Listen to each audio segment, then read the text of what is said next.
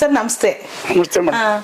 Sir ಹೇಳಿ. ತಾವು ನಿವೃತ್ತ ಮುಖ್ಯ ಶಿಕ್ಷಕರು, ಶಿಕ್ಷಣ ಇಲಾಖೆನಲ್ಲಿ ಕೆಲಸ ಮಾಡಿದ್ದೀರಿ. ಹೌದು. ರಾಮಕೃಷ್ಣಯ್ಯನವರು ಅಂತ ಅಂದ್ರೆ ನಮ್ಮ ಸಿದ್ಧಲಿಂಗ ಸ್ವಾಮೀಜಿಯವ್ರಿಗೆ ಬಹಳ ಆತ್ಮೀಯರಿದ್ರಿ ನೀವು. ಹೌದು. ಸ್ವಾಮೀಜಿಯವರ ಜೀವಿತದ ಅವಧಿಯಲ್ಲಿ ನೀವು ಬೆಟ್ಟಕ್ಕೆ ಬಹಳ ಬಂದು ಹೋಗಿ ಅಲ್ಲಿ ಬೇಕಾಗಿರೋ ಅಗತ್ಯತೆಗಳಿಗೆ ಒದಗಿಸ್ಕೊಡೋದ್ರಲ್ಲಿ ನಿಮ್ದು ಪಾತ್ರ ತುಂಬಾ ಇತ್ತು. ಯಾಕಂದ್ರೆ ಸ್ವಾಮೀಜಿಯವರು ನನ್ನ ಹತ್ರ ಮಾತಾಡುವಾಗ್ಲೂ ಹೇಳೋರು, ರಾಮಕೃಷ್ಣ ಸರ್ ಶಿಕ್ಷಣ ಇಲಾಖೆಯ ಸಿಬ್ಬಂದಿಗಳ ಹತ್ರ ಎಲ್ಲ ಶಿಕ್ಷಕರಿಂದ ಎಲ್ಲ ಒದಗಿಸ್ತಾರೆ, ಊರಿನ ರೈತರುಗಳಿಗೆ ಹೇಳಿ ಸ್ವಲ್ಪ ಕಳಿಸ್ಕೊಡ್ತಾರೆ, ಅಗತ್ಯತೆ ಇರೋ ಸಾಮಾನುಗಳನ್ನ ಏನಾದ್ರು ಕೇಳ್ಕೊಂಡ್ರೆ ಏನಾದ್ರು ಮಾಡಿ ಪಾಪ ಅವರು ಅವರ ಒಂದು ಏನು ಸಹಕಾರ ನಮ್ಗೆ ಬಹಳ ಸಿಗ್ತಾ ಇದೆ ಮೇಡಮ್ ಅಂತ ಆಗಾಗ ಮಾತಾಡ್ತಾ ಇದ್ವಿ ನಾವು ಸ್ವಾಮೀಜಿಯವರೆಲ್ಲ.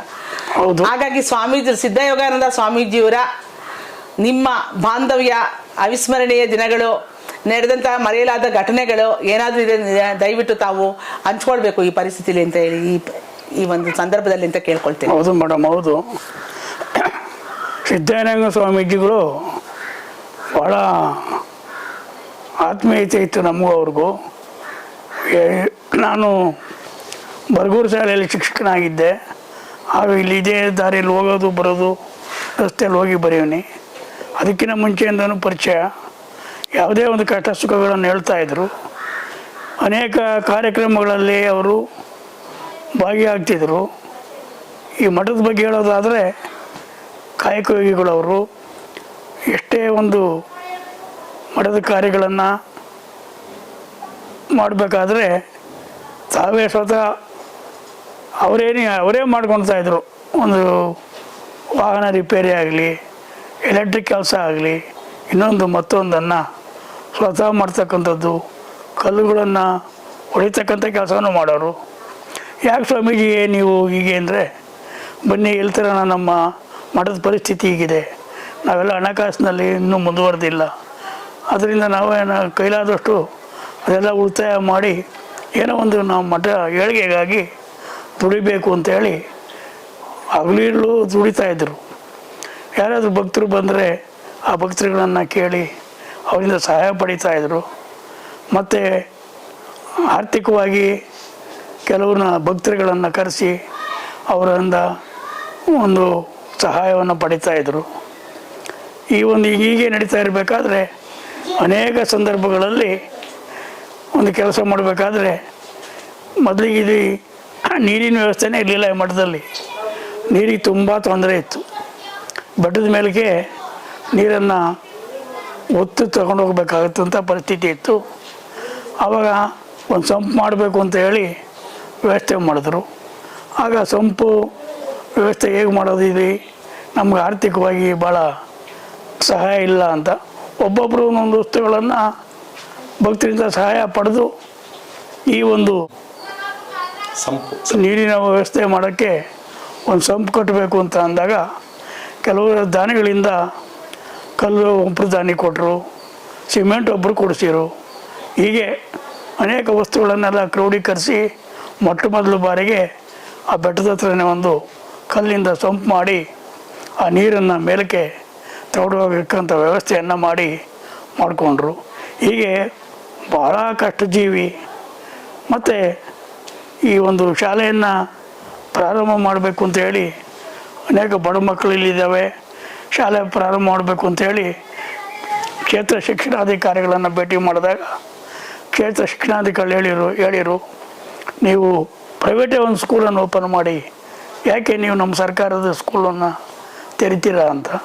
ಇಲ್ಲ ನಾವು ಆ ಶಕ್ತಿ ಇಲ್ಲ, ನನಗೆ ಆ ಥರ ಮನಸ್ಸು ಇಲ್ಲ, ಸರ್ಕಾರಿ ಶಾಲೆನೇ ಕೊಡಿ, ಮಕ್ಕಳು ಇಲ್ಲಿ ಓದಿ ವಿದ್ಯಾವಂತರಾಗಲಿ ಅಂತೇಳಿ ಒಂದು ಶಾಲೆಯನ್ನು ಪ್ರಾರಂಭ ಮಾಡಬೇಕು ಅಂತೇಳಿ ನಾವು ಸ್ವಾಮೀಜಿ ಎಲ್ಲ ಹೋಗಿದ್ವಿ. ಈಶ್ವರ್ ಅಂತ ಇದ್ದರು BO, ಅವರು ಆ ಒಂದು ಸಮಯದಲ್ಲಿ ಒಂದು ಶಾಲೆಯನ್ನು ಪ್ರಾರಂಭ ಮಾಡೋಕ್ಕೆ ಅನುಮತಿ ಕೊಟ್ಟರು. ಅಲ್ಲಿಂದ ಒಂದು 50 ಮಕ್ಕಳನ್ನು ಇಟ್ಕೊಂಡು ಶಾಲೆ ಪ್ರಾರಂಭವಾಯಿತು.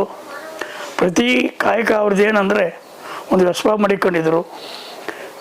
ವ್ಯಸವ ಮಾಡಿಕೊಂಡು ಹೋಗೋರು ಹಳ್ಳಿಗೆ, ಪಟ್ಟಣಕ್ಕೆ ಹೋಗ್ಬೇಕಾದ್ರೆ ಹಳ್ಳಿ ಕಡೆ ಹೋಗ್ಬೇಕಾದ್ರೆ ಹೋಗಿ ಒಂದು ಏನು ಯಾರು ಯಾವ ಭಕ್ತರು ಏನೇ ಕೊಟ್ಟರು ಇಷ್ಟು ಅಂತ ಏನೇನು ನಿಗದಿ ಇಲ್ಲ, ಅದನ್ನು ತಗೊಂಬರೋದು, ಆಹಾರ ಕೊಟ್ಟರು ತಗೊಂಬರೋರು, ದವಸ ಧಾನ್ಯ ಕೊಟ್ಟರು ತಗೊಂಬರೋರು, ಹಣ ಕೊಟ್ಟರು ತಂದು ಈ ಒಂದು ಸಂಸ್ಥೆಗೆ ದುಡಿತಾ ಇದ್ದರು.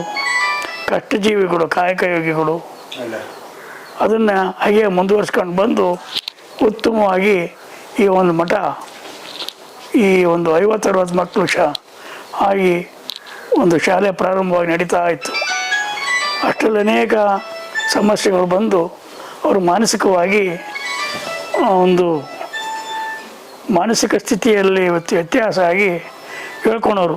ಯಾಕೋ ನನಗೆ ಭಾಳ ಬೇಜಾರಾಗುತ್ತೆ, ಹಾಗೆ ನಾನು ಜೀವನ ಒಂದು ಜಿಗುಪ್ಸೆ ಬಂದು ಹೇಳ್ತಾಯಿದ್ರು. ನಾನು ದೊಡ್ಡಬಳ್ಳಾಪುರ ತಾಲೂಕಿನಲ್ಲಿ ಅಣಬೆ ಶಾಲೆಯಲ್ಲಿದ್ದೆ, ನನಗೆ ಫೋನ್ ಮಾಡಿರು ಬನ್ನಿ ಅಂತ. ನಾನು ಶಾಲೆಯಿಂದ ಬಂದು ಸಂಜೆ ಬಂದಾಗ ಅವತ್ತಿನ ರಾತ್ರಿಯೇ ನಾನು ಮಾತಾಡಿದ್ದೆ ಅವ್ರ ಹತ್ರ.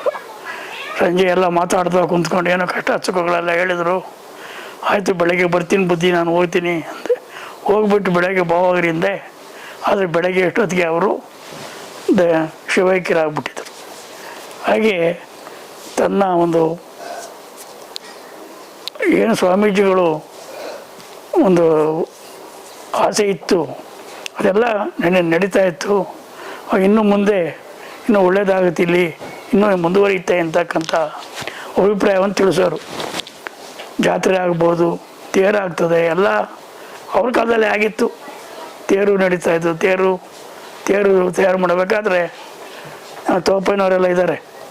ಮರಗಳೆಲ್ಲ ಹೋಗಿ ಈ ಬಣಿತ್ನಹಳ್ಳಿ ಅಲ್ಲಿ ಇಲ್ಲಿ ಮರಗಳು ಕಟ್ ಮಾಡ್ಕೊಂಬಂದು ಯುವಕರನ್ನೆಲ್ಲ ಕರ್ಕೊಂಡು ಹೋಗೋದು. ಮರಗಳ ತುಂಡುಗಳನ್ನೆಲ್ಲ ಕಟ್ ಮಾಡಿ ತಂದು ಸ್ವತಃ ಕೊಯ್ದು ಮತ್ತು ಅದನ್ನು ತೇರನ್ನು